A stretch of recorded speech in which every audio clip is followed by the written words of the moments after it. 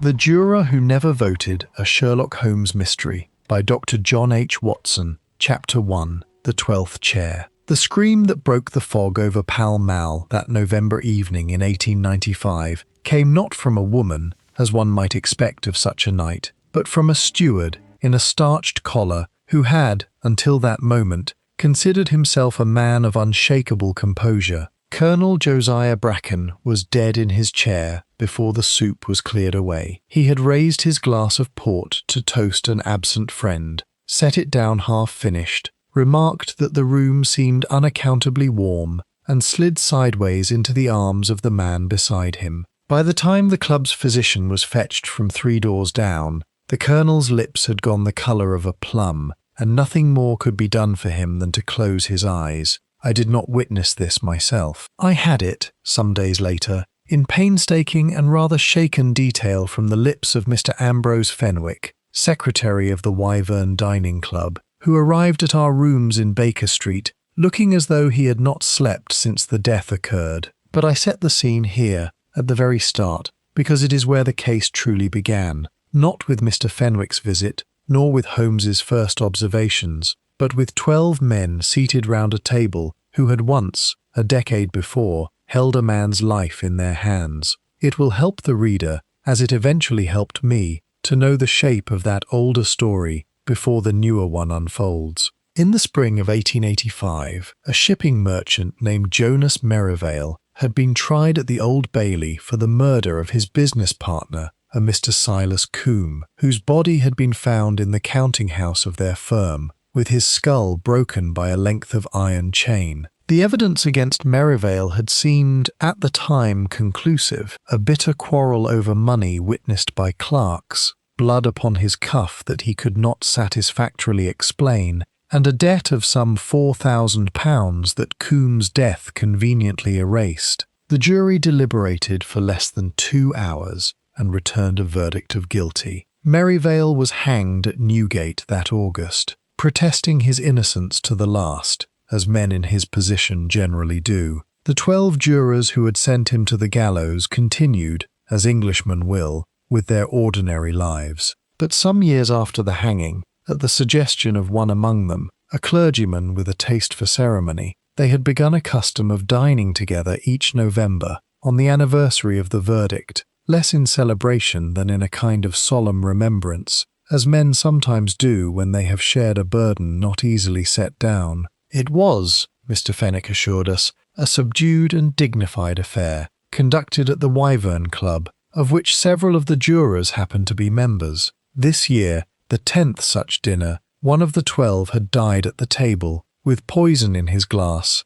and 11 former jurors watching him do it. "You must understand, Mr. Holmes," Fenwick told us, twisting his hat between his hands as though he might wring some comfort from the brim, that these are none of them young men, nor reckless men. Colonel Bracken was 71 years of age, and had a heart that troubled him. Everybody knew it. The physician who first examined him was half inclined to write it down as natural causes, and be done with the matter. "And yet you did not let him," said Holmes, who had been sitting with his fingertips together and his eyes half closed throughout this recitation, in the attitude that Watson's readers will recognize as denoting the most acute attention, rather than, as strangers often supposed, drowsiness. "I could not, sir, because 2 days before the dinner I received a letter." Fenwick produced it from an inner pocket, a single sheet of common paper, the hand a stranger's, cramped and slanting hard to the left. It said only this: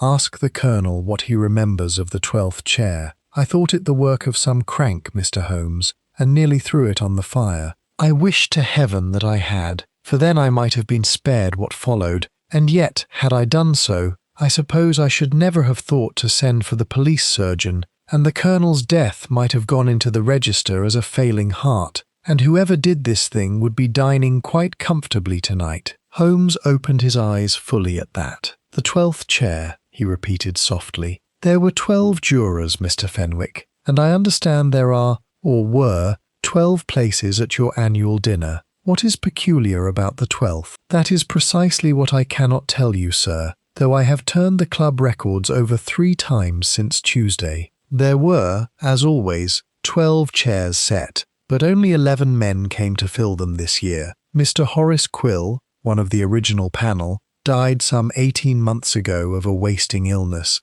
and his chair is generally left empty as a mark of respect, with a black ribbon tied about it. That is the 12th chair, so far as the club is concerned. I can find no other meaning in the phrase, and yet someone believed there was a meaning worth killing for, said Holmes, which suggests, does it not, that your understanding of the phrase and the letter writer's understanding of it are not the same understanding at all. He rose and crossed to the window, looking down through the fog at the muffled shapes of hansoms passing. Watson, be so good as to fetch my index under M. I fancy we shall want the newspaper accounts of the Merivale trial before this day is out. I confess that at the time I thought this an excess of caution. A 10-year-old trial, however sensational, seemed a strange place to look for the poisoner of an elderly colonel. It was not the last time in this case that I mistook Holmes's thoroughness for mere habit, when it was, as always, the very engine of his method.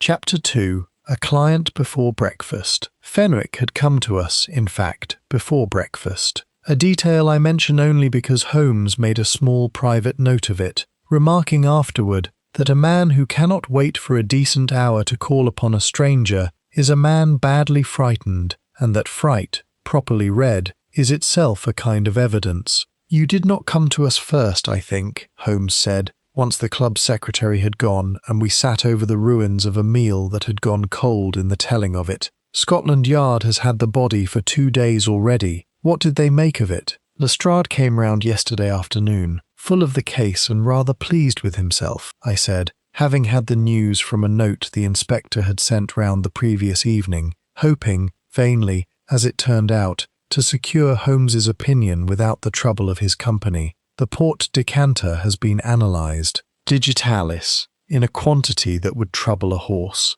Every man at that table drank from the same decanter, Holmes, poured by the same steward, and only the colonel died of it. Which tells us, at the very least, that the poison was not in the decanter, said Holmes, with the particular relish he reserved for a fact that overturned the obvious reading of a case. A digital is strong enough to kill one man from a shared vessel, would very probably have sickened several others, even in smaller doses. No, the poison was in the colonel's glass alone, or introduced to him by some other means entirely, and the letter writer wished us, or wished Fenwick, to look toward an old trial rather than a new grudge. That is curious in itself. Why draw attention to the crime's motive while concealing its method? Unless the two are the same thing, I ventured. If the motive is old enough, perhaps the murderer wanted it known, wanted the dead man's fellow jurors to understand why he died, even as they could not prove how. Holmes looked at me with an expression I had come to prize above almost any other reward the profession offered me, the swift, genuine pleasure of a man who has heard, from an unexpected quarter, a thought worth keeping. That is not badly reasoned, Watson, a confession disguised as a riddle. We shall bear it in mind. But come, I have sent a wire to Lestrade, asking him to meet us at the Wyvern Club within the hour, and I would like to see the 12th chair with my own eyes before 11 other gentlemen have had time to rearrange their memories of that evening to their own satisfaction. We had scarcely reached the street before an incident occurred which, though it has no direct bearing upon the case of the Wyvern Club, I record here because it illustrates so precisely the workings of my friend's mind, and because Holmes himself, in later years, professed to remember it with more amusement than the murder itself. A young man in a caped ulster was standing at the corner hailing cabs with no success, growing visibly more agitated with each hansom that rattled past him empty. Holmes paused only long enough to observe him for perhaps 4 seconds. "That young fellow," he remarked as we walked on, leaving the stranger to his troubles, "has quarrelled with his fiancée within the hour, has spent the morning at his solicitor's altering some document of importance, and is presently on his way to a railway station rather than an appointment in town, though he has left it dangerously late." Holmes, this is absurd. You cannot know any of that from 4 seconds' glance at a stranger hailing a cab. Can I not? He wears an engagement ring on a watch chain rather than upon a lady's hand, which is not the custom unless it has lately been returned to him, and returned, moreover, in some haste, for the little velvet box in his breast pocket, whose corner I could see quite plainly, would ordinarily have been left at home. His trouser knees are dusted with the peculiar grey chalk that clings to the floor of Mr. Ellery Cobb's chambers in Furnival's Inn. I have had occasion to visit there myself, and ruined a good pair of trousers in the process, and no man visits his solicitor in such a fever unless the visit itself is urgent. As for the station, observe that he carries a travelling bag rather than a document case, that he consulted his watch twice in the time we watched him, and that Charing Cross is the only terminus that lies in the direction he keeps glancing, though every cab that has passed has been going the other way, which is precisely the sort of misfortune that afflicts a man too distracted by grief to think of hailing from the correct side of the street. I could offer no rebuttal to this, as I never could, and we proceeded toward the Wyvern Club, with Holmes in that particular high humour that a well-turned trifle always produced in him, a humour, I noted with some private relief, that boded well for the harder puzzle waiting for us in Pall Mall. Chapter 3. The Wyvern Club. The Wyvern Club occupied a tall, soot-darkened house of the last century, its windows heavy with velvet curtains that seemed designed less to keep out the cold than to keep in whatever confidences its members chose to share within. Lestrade met us upon the step, his sharp little face pinched with the particular irritation of a man who suspects he is about to be shown up in his own investigation and has resolved, in advance, not to enjoy it. I don't mind telling you, Mr. Holmes, that I've 11 gentlemen in there who all tell the same story, more or less, and I can't find a hole in a single one of them, he said, by way of greeting. The Colonel took his port, said something about the room being warm, and died. Nobody left the table between the pouring and the collapse. Nobody handled his glass but himself and the steward who filled it. And the letter, a crank's letter, as like or not, though I'll grant you it's an odd sort of crank who guesses right about a poisoning 2 days before it happens. Lestrade led us through a dim hallway hung with the mounted heads of animals long dead, and into the dining room itself, where the table still stood laid, by Holmes's particular request, exactly as it had been on the night of the murder, a courtesy which I suspect cost the club a considerable inconvenience in linen, and which Lestrade, to his credit, had insisted upon over the protests of the house steward. Holmes went first not to the Colonel's chair, but to the 12th, the empty one, draped in its strip of black ribbon, standing between the places of a reverend gentleman and a stout, red-faced man I took at once for a city financier by the cut of his waistcoat. "This has not been moved in some while," Holmes said, running a finger along the chair's arm and coming away with a fine grey film of dust. "Undisturbed since the funeral of its original occupant, I should think, 18 months past, except for an annual dusting, and yet," he crouched, and I saw him examine the carpet beneath the chair with the small folding lens he carried always in his waistcoat pocket. "And yet someone knelt here, and recently. There are 2 faint depressions in the pile, side by side, of a size consistent with a man's knees, and a scattering of wax. Candle wax, Watson, not the club's own gas fittings, which has cooled upon the fibres in a pattern that tells me a light was held low and close to the floor, as a man might hold it while searching for something dropped or hidden." "Hidden where?" I asked, examining the chair myself and seeing nothing but old velvet and the ordinary furniture of a gentleman's club. Holmes did not answer at once. He had turned the chair upon its side with a swiftness that startled the hovering steward into a small cry of protest, and was running his fingers along its underside, where the webbing that supported the seat cushion had been slit, cleanly, with a knife, and clumsily resewn with thread that did not match the original. "Someone has used this chair as a hiding place, Lestrade, and someone else, or perhaps the same someone, in a later visit, has since retrieved whatever was hidden there. The stitching is fresh, a week old, perhaps less." He held the loose thread up to the light. black cotton, of a coarse and common sort, sewn by a hand more accustomed to other work. See how the stitches run larger toward the end, as though the sewer grew impatient, or was interrupted. Then whatever it held is gone, I said, and we have lost our chance at it. Perhaps. Or perhaps we have gained something better than the object itself, the certain knowledge that it existed, that it mattered enough to conceal and later to reclaim, and that whoever did the concealing was a member or a guest of this club, with liberty enough to be alone in this room, unobserved, on more than one occasion. Holmes stood, dusting his knees.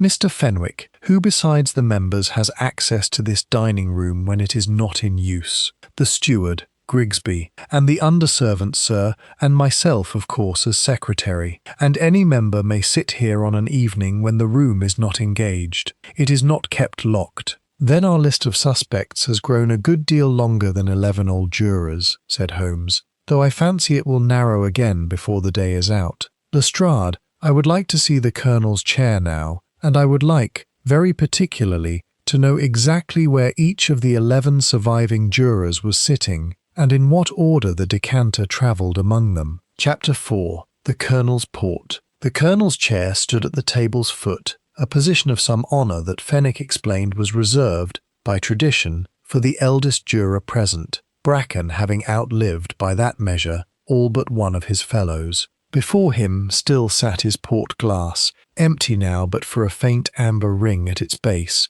marked with a chalk numeral by the police surgeon, and left, like the rest of the room, exactly as death had found it. Holmes lifted the glass by its foot, holding it to the window light, and turned it slowly through his fingers. "There is a residue here beyond what wine alone would leave," he said at length, "a faint crust at the very bottom of the bowl, as though something had been placed in the glass before the port was poured into it, rather than dropped in afterward. Watson, your opinion. You have handled a good many prescriptions in your time." I took the glass and examined it as he directed. A powder, dissolved by the wine as it was poured, and not entirely. You can see where it clings still to the glass. If it had been dropped into the poured wine, I should expect a more even distribution, and less residue left behind. Precisely my own reading, which means that the poison was placed in this glass before ever the port reached it,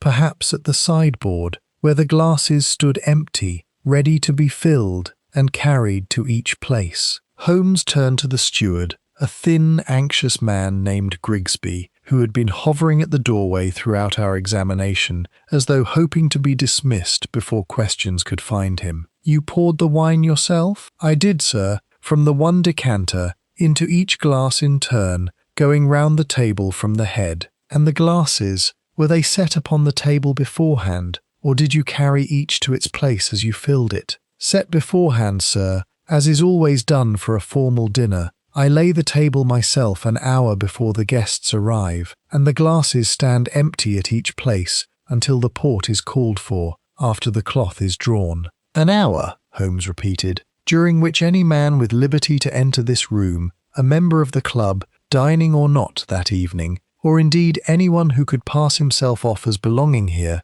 might have slipped a paper twist of powder into a single glass among a dozen, and walked out again, unremarked, confident that only its intended victim would come to harm." He set the glass down with exaggerated care. "Grigsby, who besides yourself was in this room in the hour before the dinner began?" The steward's eyes flickered, just perceptibly, toward Fenwick, before he answered. "Mr. Fenwick himself, sir, checking the place cards. And Mr. Carew came in early, before the others, saying he wished a word with the Colonel in private. They spoke some minutes by the fire yonder, though I could not hear what passed between them, being occupied with the table." "Carew," said Holmes softly, and I saw him file the name away behind those grey, unreadable eyes. "The stout gentleman in the good waistcoat, unless I am mistaken, the one whose chair stands beside the 12th. Mr. Edmund Carew, sir, yes. A very considerable man in the city. He was foreman of the jury at the Merivale trial, the gentleman who read out the verdict." Holmes said nothing further upon the subject, but I observed that as we left the dining room, He paused a moment at the chair beside the ribboned 12th and touched its arm as a man might touch a thing he intends to remember. "We have, I think, 3 separate mysteries wearing the coat of one," he said to me quietly, once we stood again in the fog outside. "Who hid something in that chair, and who took it away again? Who wrote the letter, and what he truly meant by the 12th chair, which I begin to suspect was never the empty chair at all? And who placed digitalis in a glass meant for a dying man's heart to make short work of? I do not yet know if these are 1 hand or 3, Watson, but I mean to have dinner with Mr. Edmund Carew before the week is out, and I fancy he will find the conversation less comfortable than his usual fare." Chapter 5. 6 Men and a Widow. Fenwick had, at Holmes's request, prepared a list of the 11 surviving jurors, with such particulars of their present circumstances as the club's records and his own long acquaintance could supply. We studied it that evening over the fire in Baker Street, Holmes reading each name aloud as though tasting it. Mr. Edmund Carew, foreman of the jury, now a director of the Anglo-Colonial Bank, worth by Fenwick's estimate some £80,000, gathered largely in the years since the Merivale trial. A detail I find suggestive rather than damning, since a man may prosper honestly in 10 years, but I mark it nonetheless. Dr. Silas Renfrew, a physician of Harley Street, who would know a great deal about digitalis and precisely how much of it a man's heart could bear. The Reverend Aldous Pym, who began this whole custom of annual remembrance, and who struck Fenwick, by his own account, as unusually agitated in the weeks before the dinner.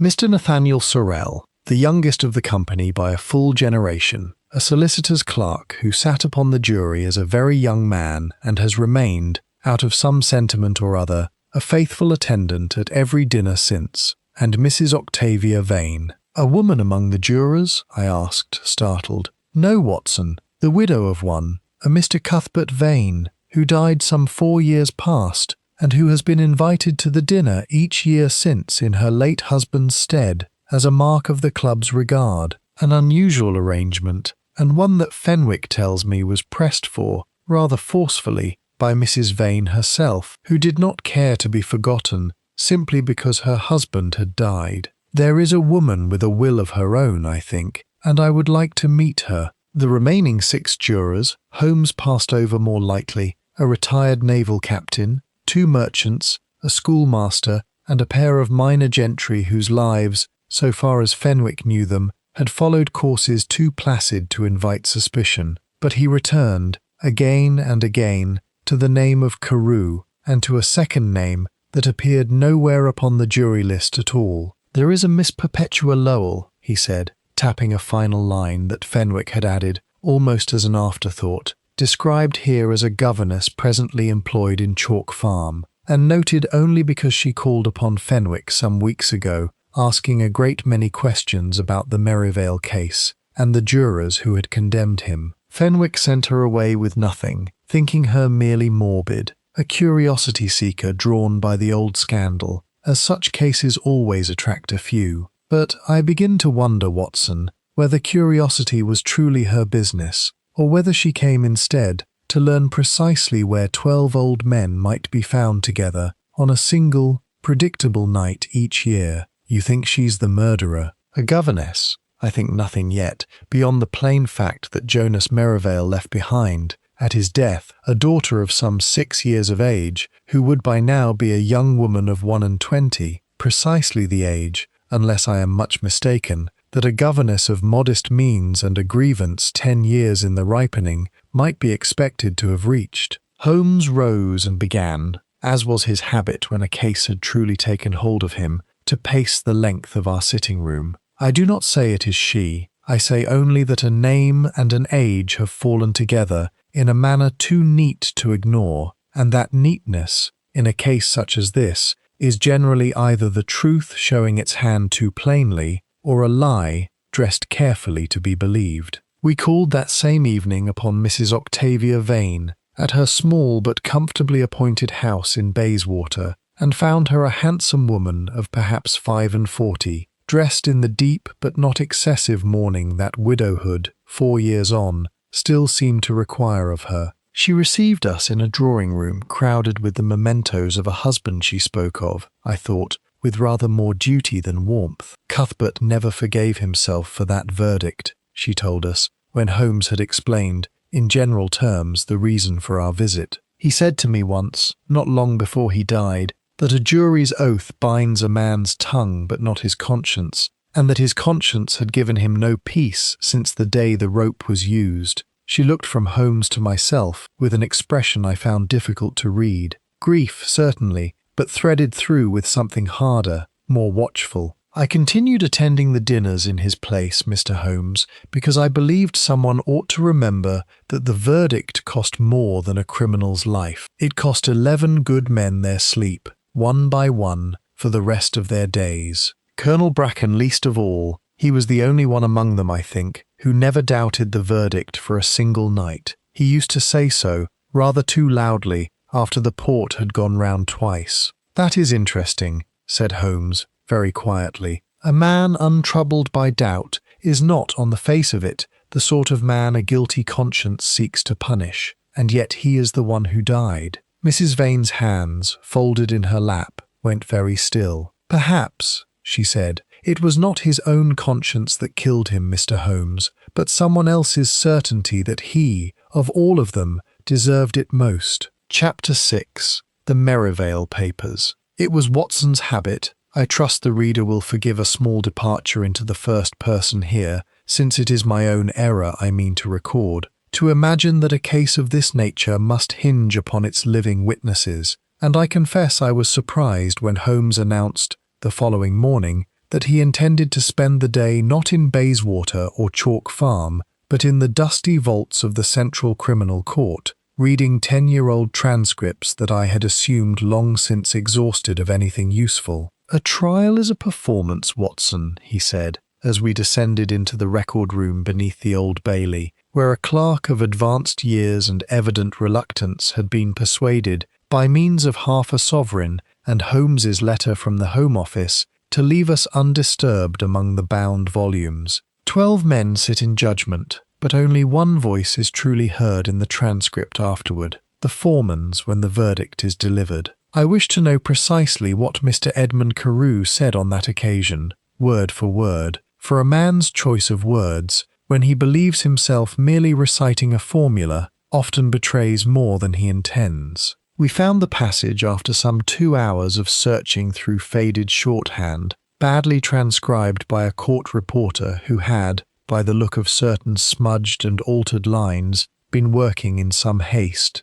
"We find the prisoner guilty, my lord, upon the unanimous verdict of the jury," Holmes read aloud, and then stopped, his finger upon the page. "Unanimous, Watson, and yet observe this earlier passage, from the clerk's own record of the polling of the jury, a formality, generally, in which each juror is asked in turn to confirm his verdict aloud, though the newspapers rarely troubled to report it in full, since it is thought a dry business unworthy of column space." I looked where he pointed and saw, listed in a column down the page, the names of 12 jurors, each followed by the single word "guilty," save one, where the transcript recorded instead, "no response, juror excused, replaced." "A replacement," I said. "Holmes, is this not simply an ordinary matter? A juror taken ill mid-trial, an alternate called in his place. Such things happen. They do. And when they happen properly, Watson, the court record shows it plainly, a note of the illness, the swearing in of the new man before the jury retires, the judge's remark to the assembled court. There is none of that here. There is only a name struck through. See, beneath the smudge, the ink has been scraped rather than crossed, as a man scrapes vellum to remove what was written before, and a second name, inserted in a hand, that does not match the clerk's own careful copperplate. He held the page to the window light, angling it until the impression beneath the scraping caught the grain of it. The original name, so far as I can make it out, was Horace Quill, the very juror, Watson, whose death 18 months past left the 12th chair empty at the Wyvern Club dinners ever since. And the name written over him, in a coarser hand, was a Mr. Josiah Tarrant, of whom I confess I have never heard, and whose name appears nowhere upon Fenwick's list of the 11 surviving jurors, nor upon any list of the original 12 that the newspapers reported at the time. Then who was he? That, Watson, is precisely what we must discover. A 13th man, smuggled into a jury of 12 without the court's proper knowledge, whose vote of guilty was recorded, though he may never have been lawfully sworn to give it at all. A man who, if my reading of this scraped and altered page is correct, never truly voted, in the eyes of the law, though his voice was counted all the same. Holmes closed the volume with a soft, final sound, like a door shutting upon an old room. I begin to understand, I think, what our letter writer meant by the 12th chair. He did not mean the empty seat draped in black ribbon at all. He meant a chair that should never have been filled, the seat of a juror who had no lawful right to sit in judgment upon Jonas Merivale, and whose presence, once discovered, would unmake the whole verdict. 10 years and 1 execution too late to matter to the dead man, but mattering a very great deal, I should think, to whoever arranged the substitution, and to whoever has since learned of it. Chapter 7. The Governess of Chalk Farm. Miss Perpetua Lowell occupied 2 small rooms at the top of a respectable but unremarkable house in Chalk Farm, where she was employed, we learned from her landlady, in teaching French and pianoforte to the daughters of a wool merchant 3 streets distant. She received us that afternoon in a plain sitting-room made cheerful by a great many books and a single, rather good watercolour of a ship at sea, and I saw at once that Holmes's guess as to her age had been correct, almost to the year. A young woman of perhaps 21, dark-haired, composed, with the particular stillness of manner that I had come to associate,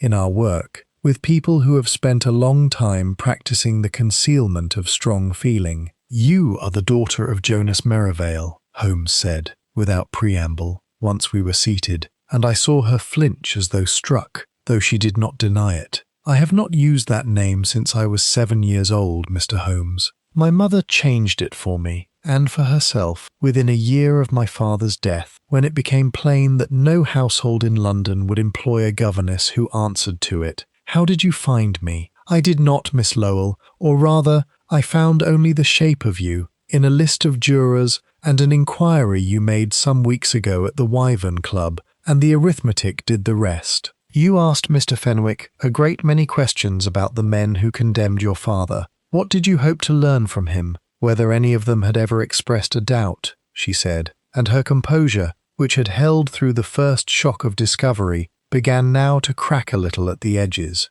"I have spent 3 years, Mr. Holmes, gathering what fragments I could of my father's trial, old newspapers, a barrister's notes that a kind clerk allowed me to copy, the recollections of an aunt who attended every day of the proceedings and never once believed him guilty. I wished only to know whether any of the men who sent him to the gallows had come, in the years since, to share her doubt. I did not go to the Wyvern Club to poison anyone, if that is what you are asking me, though I will not pretend I have not imagined, more than once, exactly such a reckoning. And did you learn anything useful upon your visit?" "Only that Mr. Fenwick thought of me with curiosity, and sent me away with nothing but a cup of tea and a great deal of gentle advice about letting the past rest." A brief, bitter smile touched her mouth. "I have had a great deal of that advice, Mr. Holmes, from a great many people who did not lose a father to it." Holmes was silent a moment, studying her with an intensity that I knew, from long acquaintance, meant he was weighing not her words but the whole of her, the set of her shoulders, the steadiness of her hands, the small telling details that a lie could counterfeit only imperfectly. "I believe you," he said at last, "though I do not yet believe you have told me everything. You spoke of a barrister's notes, copied for you by a kind clerk. Do you still possess them? I have them here." She rose and fetched, from a locked drawer in her small writing desk, a slim bundle of papers tied with faded ribbon, which she handed to Holmes with the particular reluctance of a woman surrendering the one relic she has left of a father she scarcely remembers in the flesh. "My father's barrister believed to the end that the jury's decision had been reached with unnatural speed, less than 2 hours, for a case that turned on circumstantial evidence alone, and a bench of 12 men who had, by his account, seemed almost eager to be finished with their duty. He wrote to the Home Office twice, asking for a review, and was twice refused. He died, Mr. Holmes, some 6 years ago, still believing my father innocent, and I do not think there is another living soul besides myself who troubles to remember it. Holmes untied the ribbon with careful fingers and began to read, and I saw, within a very few minutes, the particular stillness come over his face that told me he had found what he had come for. "Miss Lowell," he said at length, looking up, "did your father's barrister ever record the name of a Mr. Josiah Tarrant?" Her eyes widened. "How could you possibly know that name, Mr. Holmes? It appears nowhere in the published accounts. My father's barrister mentions him only once, in a private note to himself, wondering, his very word was wondering, how a name he had never heard during the empanelling of the jury came to be read aloud among the 12 at the verdict, and resolving to inquire further, though so far as I know he never did, or if he did, no answer of his survives among these papers." "He did not live long enough to inquire further, I think," said Holmes gravely, "and I begin to fear, Miss Lowell, that we are dealing with a conspiracy a good deal older and a good deal more carefully guarded than a single poisoned glass of port." Chapter 8. A Name in the Register. We left Chalk Farm with the barrister's papers in Holmes's coat pocket and a fresh question burning in both our minds. Who was Josiah Tarrant, and what had become of him? The answer, when it came from an unlikely quarter. Holmes spent the better part of the following day among the parish registers of St. Bride's and 2 neighbouring churches, tracing marriages, deaths, and the small, ordinary transactions by which a man leaves his mark upon the world, even when he wishes, for reasons of his own, to leave as little trace as possible. "Josiah Tarrant," Holmes announced that evening, throwing himself into his chair with the particular satisfaction of a hunter returning with game, was a clerk of no great distinction, employed for some years in the offices of a solicitor named Horace Thane, whose chambers stood, at the time of the Merivale trial, not 2 streets from the Old Bailey itself. Tarrant died in 1888, of a fever, unmarried and without issue, leaving behind nothing but a small quantity of debt, and a landlady who remembered him, when I traced her at last to an almshouse in Clerkenwell, as a nervous little man who came into money sudden the year before he died, and drank most of it away out of what looked to me like a bad conscience, though he never said so in words. Money from where? That, the landlady could not say, though she recalled that it arrived shortly after a certain well-known trial concluded, and that Tarrant had once let slip, in his cups, that he had sat where he had no business sitting, and been paid well for the discomfort of it. Holmes lit his pipe with the slow deliberation of a man arranging his thoughts as carefully as his tobacco. "I think we may take it as very nearly certain, Watson, that Josiah Tarrant was smuggled onto the Merivale jury in place of Horace Quill, who was, perhaps, genuinely taken ill, or perhaps merely persuaded to absent himself for a consideration of his own, and that Tarrant was paid, by someone with a very particular interest in the verdict, to sit and to vote guilty, his presence concealed from the court by a scraped and altered record. And the solicitor, Horace Thane, what is his part in this? His part, I think, is the pen that did the scraping, since it is precisely the sort of clerkly fraud that a solicitor's office is equipped to manage, and precisely the sort of crime that a solicitor, above all men, understands the danger of leaving evidence behind for. I called at his old chambers this afternoon, only to learn that Mr. Thane retired from practice some 7 years ago, a wealthy man by any account, and now lives in considerable comfort at a house in Highgate, a comfort his junior clerk's salary, even multiplied over 20 years of scrupulous thrift, could scarcely have purchased on its own. Then he is our man. He may be the hand that altered the register, Watson, but I do not think he is the mind that planned the substitution, nor the purse that paid for it. A solicitor's clerk does not tamper with a jury on his own initiative for his own profit alone. He does so at the instruction, and for the reward, of someone with a far greater stake in the outcome than a few £100 slipped to a dying man's landlady could ever represent. Someone who stood to lose a very great deal indeed, had Jonas Merivale be acquitted. "Carew," I said, the name coming to me with the force of sudden certainty. "The foreman." He read out the verdict himself. "The foreman is certainly the man I mean to see next," said Holmes, "though I would caution you, Watson, against certainty purchased too cheaply. A foreman is chosen by his fellow jurors, not by whoever wishes to corrupt a verdict, unless, of course, the corruption reaches further than a single smuggled juror and extends to the choosing of the foreman himself. That is a possibility I have not yet ruled in or out, and I do not care to accuse a man of murder on the strength of his waistcoat and his early arrival at a dinner table." He was silent a while, watching the fire, and then added, in the quieter voice he kept for the moments when a case had truly begun to trouble him, "There is one thing more, Watson, that troubles me a good deal more than the identity of our poisoner. Josiah Tarrant died in 1888. Horace Quill, the juror he replaced, died only 18 months ago, and now Colonel Bracken is dead as well.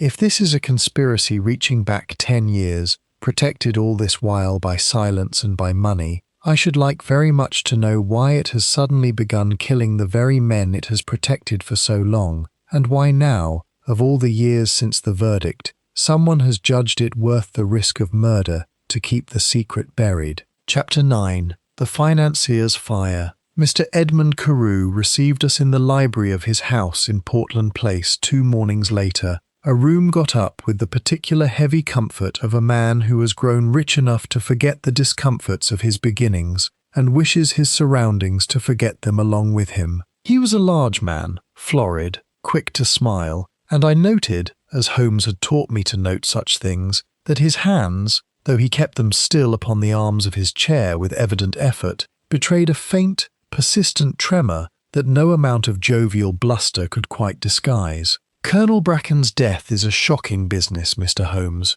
Shocking," he said, when Holmes had explained, with careful vagueness, the general nature of our inquiry. "We have dined together every November for 10 years, and I do not mind telling you it has cast a pall over the whole club. But I confess I do not see what an old trial has to do with poisoning. The Merivale business was settled long ago, and settled rightly, whatever some sentimental persons may now wish to believe." "You are very certain of that rightness," Holmes observed mildly. "I was the foreman of that jury, sir. I read the evidence with my own eyes and heard it with my own ears, and I have never for one moment doubted the verdict we returned." A note of something harder than jovial bluster had crept into his voice. "I resent the implication, Mr. Holmes, whatever it may be, that 10 years' distance and a poisoned old soldier have anything whatsoever to do with a case that was closed, and rightly closed, before either of us, I dare say, had given it a second thought." "I had not until a few days ago," said Holmes,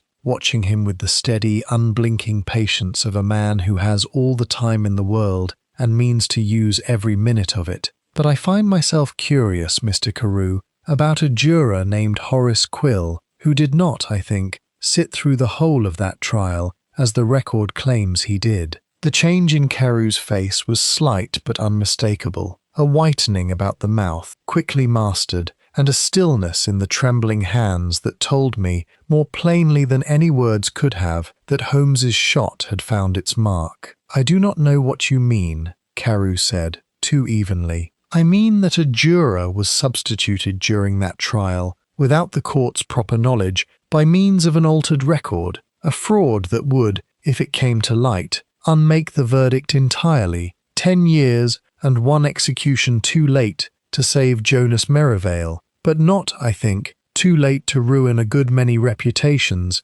built in the years since upon the strength of that same verdict having stood unquestioned." Holmes leaned forward slightly. "I mean, Mr. Carew, that you spoke privately with Colonel Bracken beside the fire in that very dining room, less than an hour before he died, and that no one but yourself can say what passed between you." For a long moment, Carew said nothing at all. Then, quite suddenly, the bluster went out of him like air from a punctured bladder, and he sank back into his chair, a smaller, older man than the one who had greeted us. I spoke to him because he had begun to remember things I had hoped were long forgotten, Carew said, low and hoarse. Bracken never doubted the verdict. I told you that was true, and it is true. He never doubted Merivale's guilt for 1 hour of his life. But in these last months he had begun to speak, at our dinners and elsewhere, of the trial's swiftness, how quickly we had reached our verdict,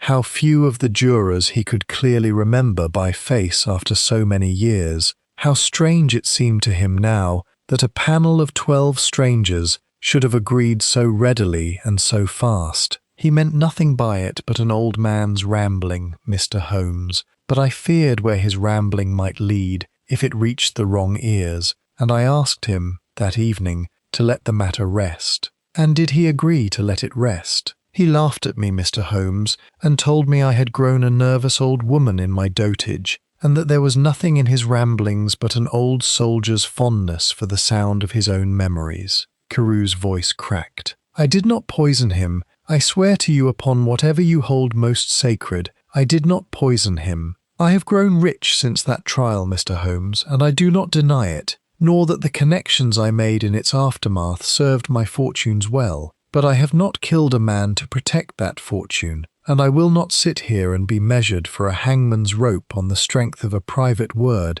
beside a fire that any man in that room might have overheard, had he cared to try. Chapter 10. A second warning. We had scarcely returned to Baker Street before a fresh telegram arrived from Fenwick, its language betraying, even through the clipped economy of the wire, a man very near the end of his composure. Another letter received. Stop. Same hand. Stop reads. Ask the foreman what he paid for silence. Stop. Fear for Mr. Carew. Stop. Come at once. Carew misspelled his own name in his agitation, I remarked, reading over Holmes's shoulder, or Fenwick has misspelled it for him. A trifling matter beside the substance of the message, said Holmes, already reaching for his coat. Our letter-writer knows a great deal, Watson, knows of the substitution, knows of Carew's private conversation with the Colonel, knows, apparently, everything we have spent 3 days painfully assembling from parish registers and court transcripts.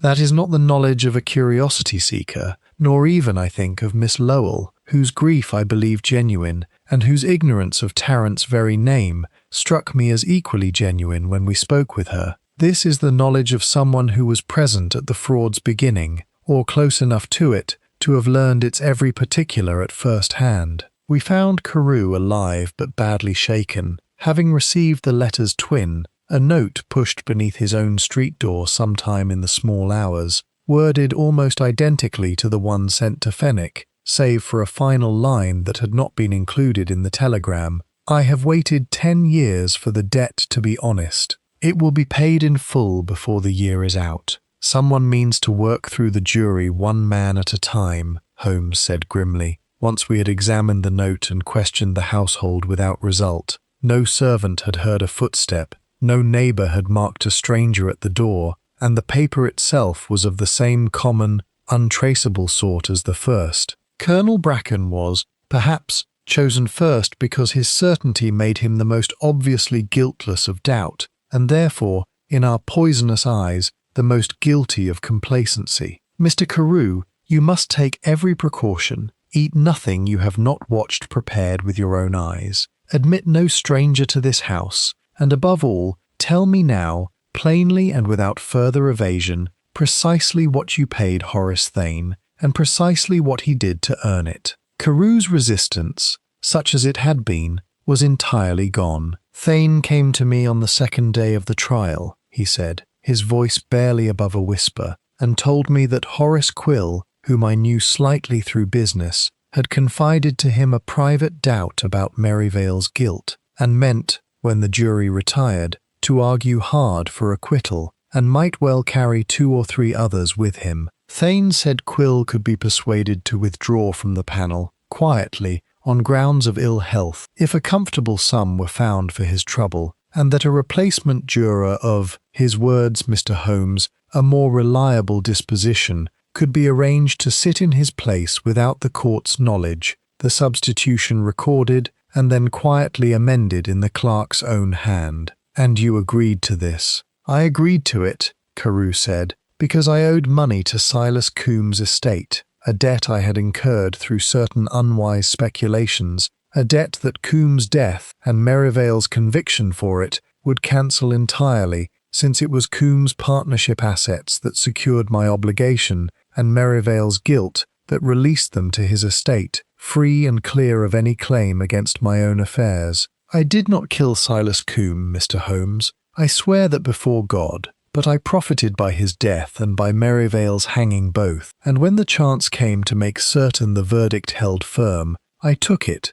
and I have paid Thane's Silence, and Tarrant's, and Quill's both, in one form or another, every year since, and I have told myself every one of those years that Merivale was guilty regardless, and that I merely ensured a just result reached by a swifter road. Holmes regarded him for a long moment with an expression I could not entirely read, something short of sympathy, but not without a certain grim understanding of how far a frightened, indebted man might travel down a road he never meant to walk to its end. "You had better pray, Mr. Carew," he said at last, "that Jonas Merivale truly was guilty, for if he was not, you have not merely corrupted a verdict, you have hanged an innocent man to save your own fortune, and someone now living has learned the whole of it, and means to see every one of you answer for it in a coin rather than money." Chapter 11. The Youngest Juror. Nathaniel Sorrel received us in the cramped chambers of the solicitor's firm where he was employed,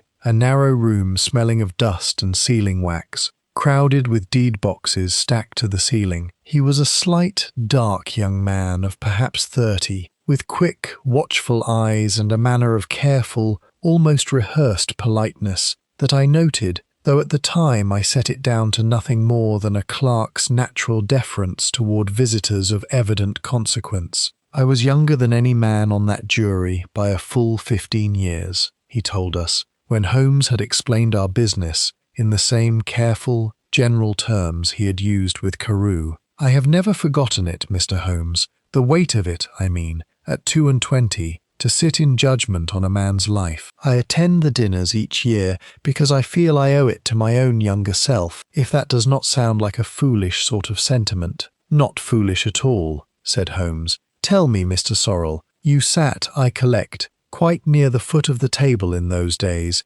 being junior in years if not in the alphabet. Do you recall a juror named Horace Quill? Something crossed the young man's face, so brief, so well governed, that I should not have marked it at all had I not spent 3 days in Holmes's company, learning to watch for exactly such flickers. Quill sat 2 places from me, I believe, an older man, quiet, given to long silences during the evidence. I was sorry to hear of his death last year. I attended the funeral, in fact, out of respect for an old companion of that difficult time. You attended his funeral, Holmes repeated, with no particular emphasis, though I saw him note the fact as a man notes a card played face up upon the table. That was good of you. Did you know his family? Only slightly. He had a son, I believe. I did not have the pleasure of much conversation with him at the service. A private sort of grief, and I did not care to intrude upon it. Sorrel's hands, I noticed, had gone very still upon the desk before him,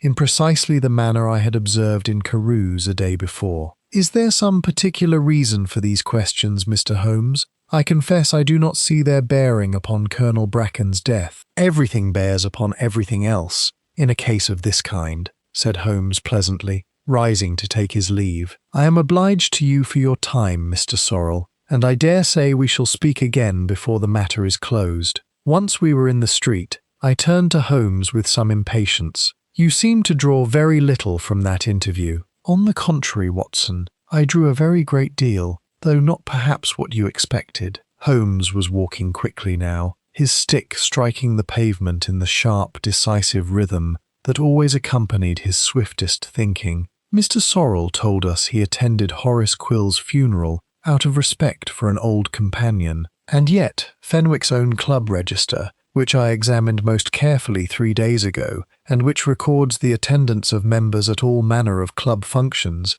including, as it happens, a small memorial gathering the wyvern held for Quill some week after his funeral, shows Sorrel present at that gathering, but makes a particular note, in Fenwick's own hand, that Sorrel arrived late, having been detained, in his own words to Fenwick at the time, at his chambers by urgent business. That is hardly damning, Holmes. A man may attend a funeral and be delayed for a later, lesser gathering by work. It is not damning in itself, but our Mr. Sorrel has just told us not 10 minutes past that he did not have the pleasure of much conversation with Quill's son at the funeral, out of a delicacy he was at some pains to make plain to us. And yet I happen to know, from a conversation with Quill's own former housekeeper, whom I traced and visited yesterday afternoon, Watson, while you were engaged elsewhere, and have not yet had occasion to tell you of, that Horace Quill had no son living at the time of his death at all. His only child,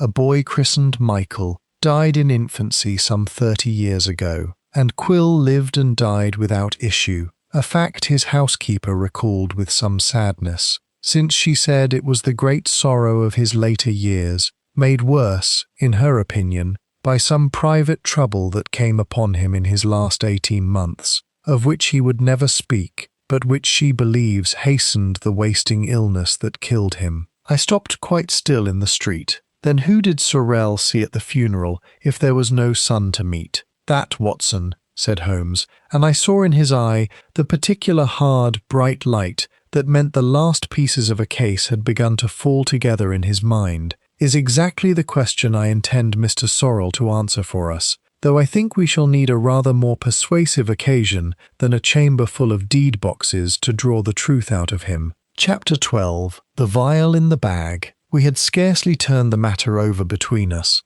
before a second complication arrived, in the person of Dr. Silas Renfrew, who called at Baker Street that same evening, in a state of considerable distress, having been sought out, he said, by Lestrade only that afternoon, upon a discovery that placed him, however unwillingly, at the centre of the inspector's suspicions. I prescribed Colonel Bracken his digitalis myself, Mr. Holmes, some 3 years past, for a weakness of the heart that troubled him increasingly with age, Renfrew told us, a spare, grey-whiskered man whose professional composure was visibly fraying at the edges. He carried a small vial of the tincture, always upon his person, in the breast pocket of his coat, against sudden attacks. The police have discovered that vial missing from the coat he wore that evening, though his other effects were undisturbed, and Inspector Lestrade has drawn, I think, precisely the conclusion any policeman would draw from a physician whose own prescription supplied the very poison that killed his patient. A reasonable conclusion, though not, I think, the correct one, said Holmes. Tell me, Dr. Renfrew, where was the Colonel's coat kept during the dinner? In the club's cloakroom, as is customary, with the coats of all the members, tended by an under-servant during the meal itself. An under-servant, and not Grigsby the steward, a younger man, a boy really, named Wicks, who has been with the club scarcely 6 months. I do not say this to cast suspicion on the lad. I understand he is a hard worker and well liked below stairs, but the cloakroom that evening was, I am given to understand, left unattended for some considerable stretch, since young Wicks was called away to help carry in the second course, the club being short-handed that week, owing to an illness among the kitchen staff. Holmes's eyes had taken on the particular brightness they wore when a fact confirmed rather than merely suggested a theory already forming in his mind. Then, any person present at that dinner, or indeed any person who could gain access to the cloakroom under some pretext, might have taken the vial from the Colonel's coat during that unattended interval, carried it into the dining room, and emptied its contents into his glass before the port was poured, a method requiring no medical knowledge whatever, Dr. Renfrew, beyond the simple observation that a heart patient's own medicine, taken in sufficient quantity, becomes a heart patient's own poison. I think we may set aside, for the present, any theory that requires our murderer to be a physician, or indeed anyone with particular chemical learning at all. Renfrew's relief at this pronouncement was evident, though Holmes tempered it almost at once. "I do not clear you entirely, Doctor, until I have accounted for every man and woman who passed near that cloakroom during the dinner's early stages. A list I mean to draw up this very evening with Mr. Fenwick's help. But I will say that a man clever enough to use his victim's own medicine against him, and cunning enough to do it in a crowded cloakroom without detection, strikes me as a very particular sort of murderer indeed. Not a poisoner by trade or training, but a planner, Watson, a man who thinks a scheme through to its smallest particular before he ever sets foot in the room where it is to be carried out." When Renfrew had gone, Holmes sat a long while in silence, his pipe unlit between his fingers, before he spoke again. "A planner," he repeated softly, "who knew the colonel carried his own digitalis, which is not common knowledge, Watson, even among his fellow jurors. A fact confided, I should think, only to intimates, or observed over some considerable period of close acquaintance. And a planner who knew, moreover, precisely when the cloakroom would stand unattended, which argues either great good fortune or a familiarity with the club's staffing troubles that goes rather beyond a member's ordinary knowledge of the servants' hall." "Sorrel," I said. "Sorrel," Holmes agreed, "or whoever wears that name at present. I think, Watson, that it is time we laid a trap, since our quarry has proved a good deal too careful to walk into an ordinary one." Chapter 13. The bait Holmes's stratagem, when he unfolded it to me over a late supper that neither of us had much appetite to finish, was of a simplicity that belied, as his schemes so often did, the very great cunning required to execute it. "We shall let it be known," he said, "through Fenwick, and through Fenwick alone, that the missing document once hidden beneath the 12th chair has been recovered, not by us, but by the club's own upholsterer, called in this week to repair the very damage we ourselves discovered, and that this document, a full confession in Horace Quill's own hand, detailing the bribery, the substitution, and the names of every man complicit in it, now rests in the club secretary's safe, awaiting only Scotland Yard's convenience to be collected and made public. But there is no such document, Holmes. We never recovered anything from that chair." "No," said Holmes, with the particular relish he reserved for the laying of a well-baited snare, "but our murderer does not know that we know it is missing, only that we know it once existed, and a man who has committed murder to prevent one confession from surfacing will not sit quietly by and let a second, more complete confession sit unguarded in a secretary's safe overnight, whatever his ordinary caution might otherwise counsel. Fear, Watson, is a poor counsellor, even to the most careful planner, and I mean to give our quarry a very great deal of it to counsel him badly." The plan required Fenwick's full cooperation, which Holmes secured that same evening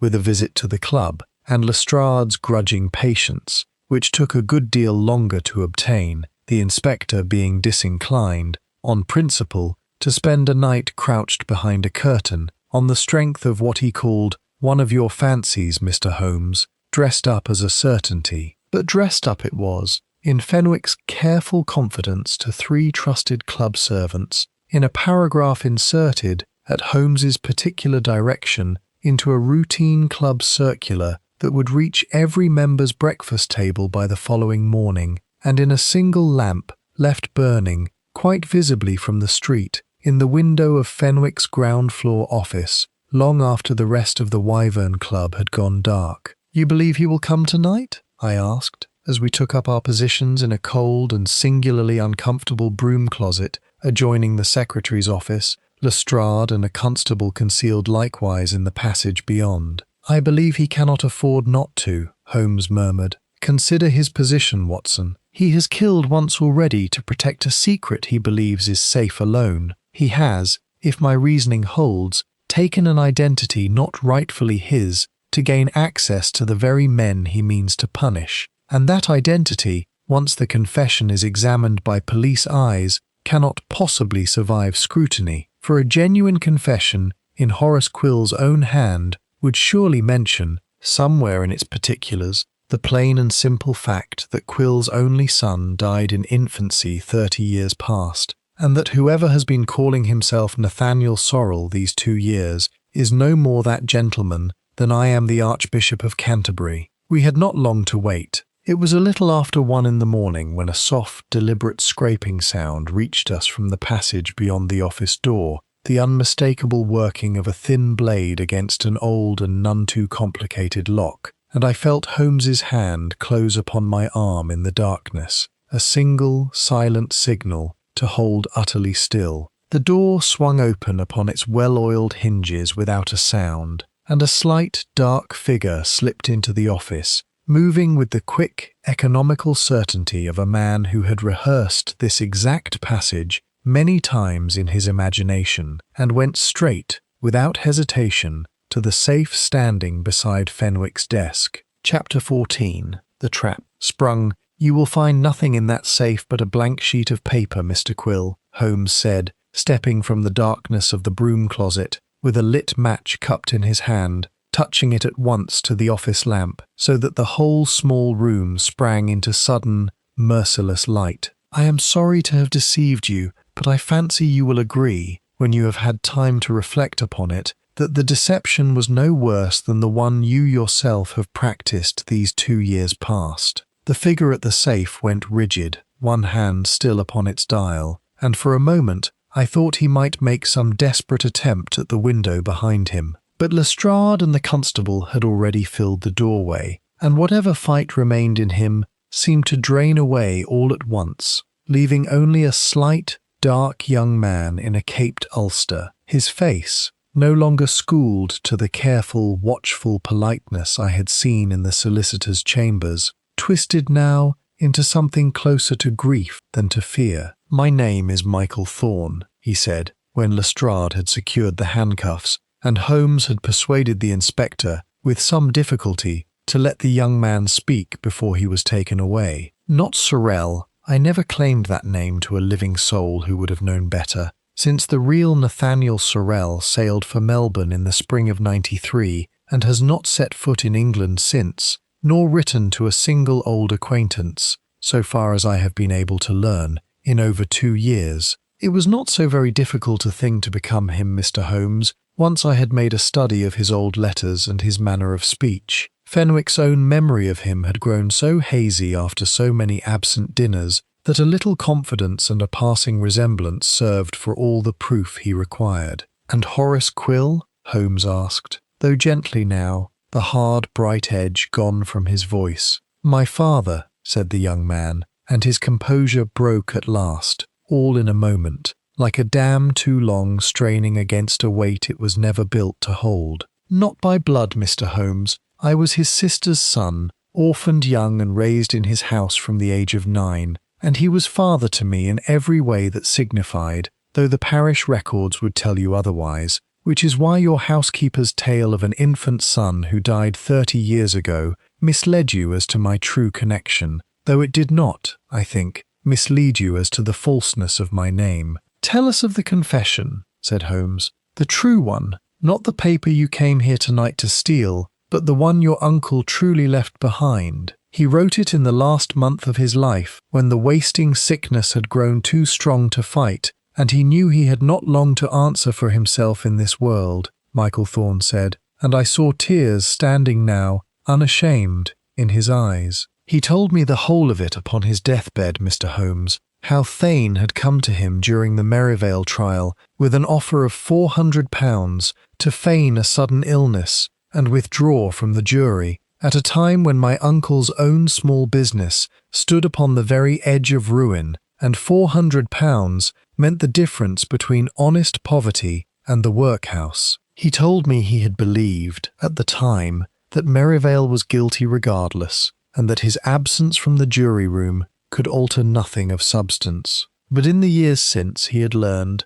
through channels I have never fully traced, some old acquaintance among the court clerks, I believe, that the evidence against Merivale had been a good deal thinner than the newspapers reported, and that at least 2 jurors besides himself had harboured real and unresolved doubt that a bribed replacement, coached beforehand by Thane in exactly the line to take, had been specifically inserted to overcome. My uncle believed in the end, Mr. Holmes, that he had helped hang an innocent man to save himself £400, and that guilt consumed him slowly for 10 years and killed him a good deal more surely than any wasting fever of the lungs. And so you are determined to punish the men who had bought his silence. I am determined to see the truth told, Mr. Holmes, whatever the law might afterward wish to make of me for the telling of it. I hid my uncle's confession beneath the very chair the club keeps empty in his memory.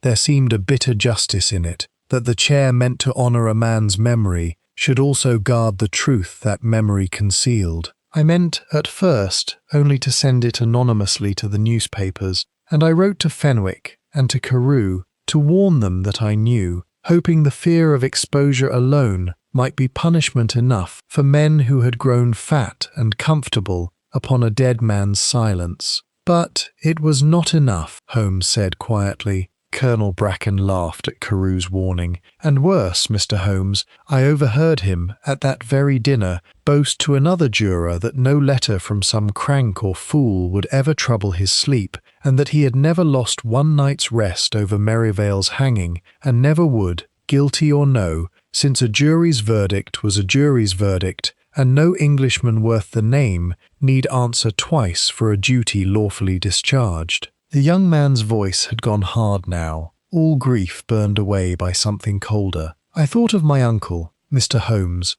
wasting in his bed for 18 months, weeping in the small hours over a verdict he had been paid to help deliver, while the man beside him at that table boasted of an untroubled conscience he had done nothing whatever to earn. I took the vial from his coat while the boy Wicks was called away, and I put it in his glass, and I have not been sorry for it since, whatever the law now means to do with me. Chapter 15. Everyone present. Holmes had arranged, with Lestrade's somewhat reluctant sanction, for the surviving jurors to gather one final time in the Wyverns' dining room, not for a dinner this time, but for an accounting, so that the truth, once unravelled, might be laid before every man who had a right to hear it, in the same room where the wrong had first been compounded by murder. Carew was there, greyer and smaller than when we had first met him. Renfrew attended, his professional relief at his own clearing tempered by evident distress at the young man's fate. The Reverend Pym sat with his hands folded as though at prayer, and Mrs. Vane occupied her late husband's accustomed place with a composure that did not, I thought, entirely conceal a certain grim satisfaction at seeing old sins finally brought into the light. Miss Perpetua Lowell had been sent for as well, at Holmes's particular insistence, and sat a little apart from the jurors who had condemned her father, watching them with an expression I found impossible to fully read. I will not weary you with every step of the reasoning, Holmes began, standing at the table's head where the Colonel had sat on the night of his death, though Dr. Watson, I have no doubt, means to set it all down eventually in fuller detail than any of you will care to read twice. It is enough to say that 10 years ago a fraud was practised upon this court and upon the whole of English justice. A juror named Horace Quill, harbouring genuine doubt as to Jonas Merivale's guilt, was bribed to withdraw from the panel and replaced, without the court's knowledge, by a man named Josiah Tarrant, paid to vote as he was instructed and to trouble no one afterward with any doubts of his own. The architect of that fraud sits among you, Mr. Carew, and I will leave it to your own conscience and to whatever arrangement Inspector Lestrade sees fit to make with the Director of Public Prosecutions to determine what price that architecture must now command. Carew said nothing, staring fixedly at the tablecloth before him. Horace Quill lived the remainder of his life under the weight of that fraud, and died of it, in every sense but the strictly medical one, 18 months ago, Holmes continued. His nephew, raised as his own son and devoted to him beyond what blood alone commonly commands, learned the truth from his uncle's deathbed confession, and resolved upon a reckoning of his own devising, a reckoning that led him, under a name not his own, into this very club, and eventually to a vial of digitalis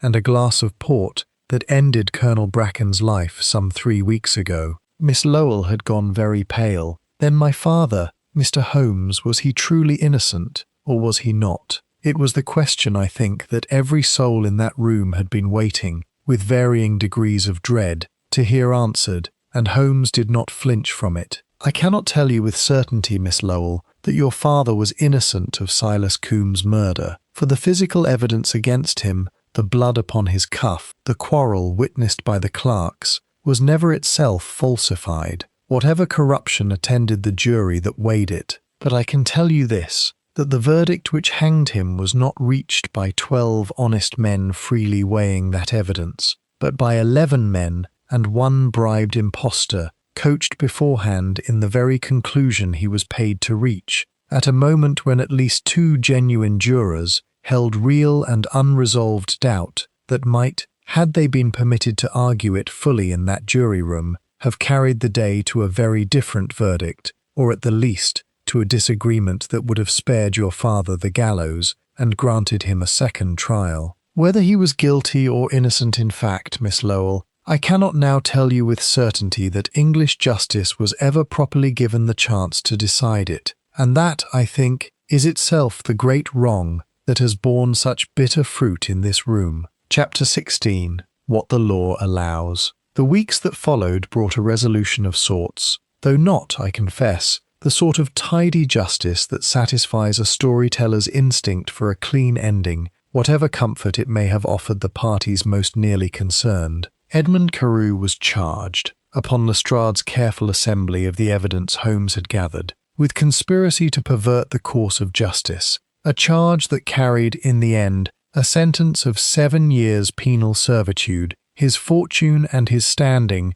both broken beyond any hope of recovery, though I understand he lived out his sentence, and some years beyond it, in a modest obscurity that none of his old city acquaintances cared to disturb. Horace Thane, the solicitor whose scraping pen had begun the whole deception, was traced to his comfortable Highgate retirement, and charged likewise, though his advanced age and failing health saw him spared the worst rigours of imprisonment before he died, unrepentant to the last, some 18 months after his conviction. Michael Thorne, for that, we learned, was indeed his true and lawful name, stood trial for the murder of Colonel Bracken that following spring, and I attended, at Holmes's quiet request, every day of the proceedings. The jury, weighing his confession against the long chain of provocation and grief that had produced it, returned a verdict of manslaughter rather than murder, and the judge, in passing sentence,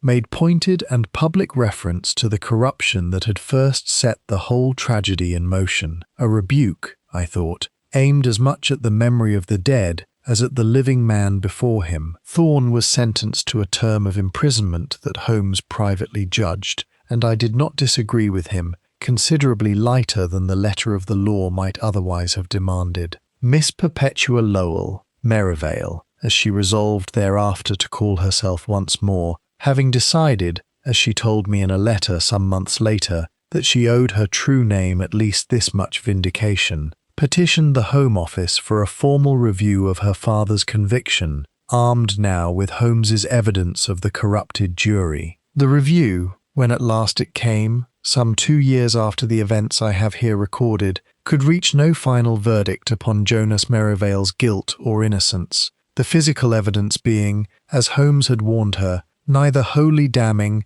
nor wholly exculpatory on its own account. But it did formally acknowledge the fraud practiced upon the original trial, and granted, at the Home Secretary's own discretion, a posthumous pardon of the strictly legal and procedural kind, cold comfort, I have always thought, to a daughter who wanted certainty and received only a technicality, but comfort of a kind none the less, and more, as she wrote to me with a grace I found deeply moving, than she had ever truly believed she would live to see. Chapter 17. The Outro. I found Holmes some months later in his customary chair beside the fire at Baker Street, engaged in the particular idle contentment he permitted himself only between cases, sorting through a drawer of old newspaper cuttings with no evident purpose beyond the simple pleasure of the sorting. "You seem unusually satisfied with the Merivale business, for a case that ended in so partial justice," I remarked,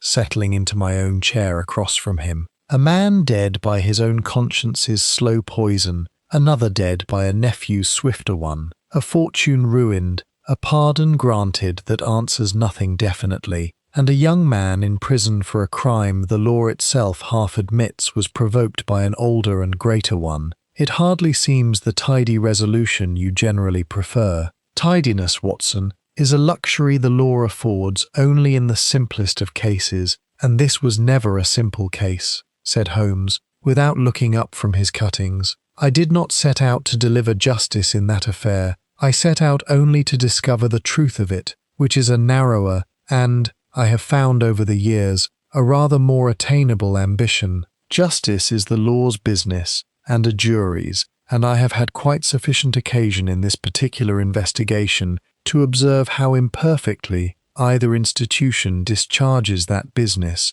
when a clever and desperate man sets his mind against it. And yet you seem content. I am content, Holmes admitted, setting down his cuttings at last, and regarding me with the faint, dry smile that I had learned, over our years of friendship, to value above almost any other expression his face was capable of producing, because a truth 10 years buried was at last dug up into the daylight, however painful the digging proved for those who had to watch it done. Whether the law's response to that truth was wise or merciful or sufficient, I leave to wiser heads than mine, Watson, mine being suited, I have always found, to the finding of facts rather than the weighing of their moral consequence, which I am generally content to leave in hands better trained for the exercise than my own. He rose then and crossed to the window, looking down as he so often did upon the fog-wrapped street below, where the gas lamps were beginning to flicker into their evening light against the gathering dark. There is, I think, a new client's card upon the hall table, left while you were out this afternoon, he said, in the changed, brisker tone that told me, as surely as any words could have, that his mind had already turned from the Wyvern Club and its 12 chairs to whatever puzzle waited next to test him. A curious business, Watson, involving a vanished racehorse and a trainer who insists the animal was never stolen at all, though it has not been seen in a fortnight. I confess it promises to be a welcome change from murder and old juries. Will you come? I told him, as I had told him 100 times before and would tell him 100 times again, that I would not miss it for the world, and within the half hour we were once more in a cab, rattling out into the London fog toward whatever fresh mystery awaited us, leaving behind, as we so often did, a small corner of the great city a little better understood, and a handful of lives forever and irrevocably changed by the brief, brilliant passage of Sherlock Holmes through their troubles.